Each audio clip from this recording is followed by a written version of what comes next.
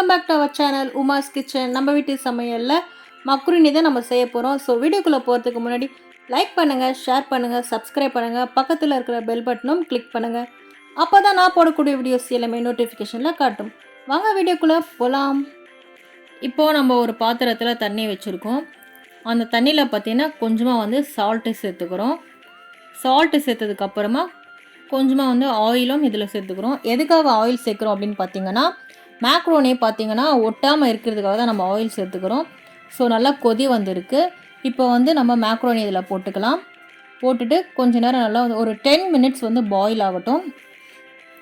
பாருங்கள், நல்லா பாயில் ஆகிருக்கு இந்த மேக்ரோனி. இதை எடுத்து நம்ம வடித்து வச்சுக்கலாம். இப்போ ஒரு கடாயில் ஆயில் சேர்த்துக்கலாம். ஆயில் நல்லா சூடானதுக்கப்புறமா இதில் ஸ்லைஸாக கட் பண்ணி வச்சுருக்க ஆனியனும் இதில் சேர்த்துக்கலாம். நான் 2 ஆனியன் எடுத்து ஸ்லைஸாக கட் பண்ணி நான் இதில் ஆட் பண்ணியிருக்கேன். அது கூட கொஞ்சமாக கருவேப்பிலையும் நம்ம சேர்த்துக்கலாம். இஞ்சி பூண்டு பேஸ்ட்டும் இதில் சேர்த்துட்டு நல்லா மிக்ஸ் பண்ணிக்கலாம். அந்த பச்சை ஸ்மெல் போகிற வரைக்கும் நல்லா வதக்கணும். அதுக்கப்புறமா 2 தக்காளி நான் எடுத்து மிக்சியில் அரைச்சி வச்சுருக்கேன். அந்த தக்காளியும் இதில் சேர்த்துக்கலாம். நல்லா சேர்த்ததுக்கப்புறமா இதில் கொஞ்சமாக சால்ட்டு சேர்த்துக்கோங்க. சேர்த்துட்டு நல்லா மிக்ஸ் பண்ணிக்கோங்க. இது கூட பார்த்திங்கன்னா கொஞ்சமாக மிளகாத்தூள் சேர்த்துக்கலாம். சேர்த்துட்டு இது கூட மிக்ஸ் பண்ணிக்கலாம்.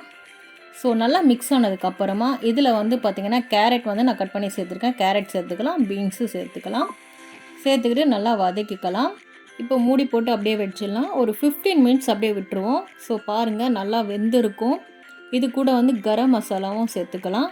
சேர்த்துட்டு நல்லா மிக்ஸ் பண்ணிக்கோங்க. மிக்ஸ் பண்ணிவிட்டு அகைன் திருப்பி மூடி போட்டு அப்படியே விட்டுருங்க கொஞ்ச நேரம். ஸோ அதுக்கப்புறம் பார்த்திங்கன்னா ஓப்பன் பண்ணி பார்த்திங்கன்னா நல்லா குக் ஆகிருக்கும். அந்த பச்சை ஸ்மெல் எல்லாமே போயிருக்கும். இதில் பார்த்திங்கன்னா கொஞ்சமாக தண்ணி சேர்த்துக்கிட்டு மிக்ஸ் பண்ணிக்கோங்க நல்லா.